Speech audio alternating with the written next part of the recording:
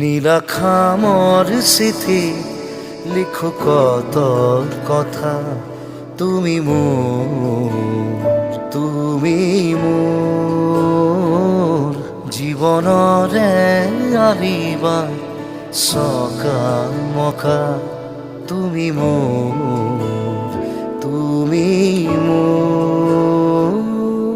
কাহিনীৰ মাজতে কাহিনী ভরা, যাতনার জীবন মোর নিজে অকা, বেজাৰৰ চকুলো মচিলোৱা, উদাসী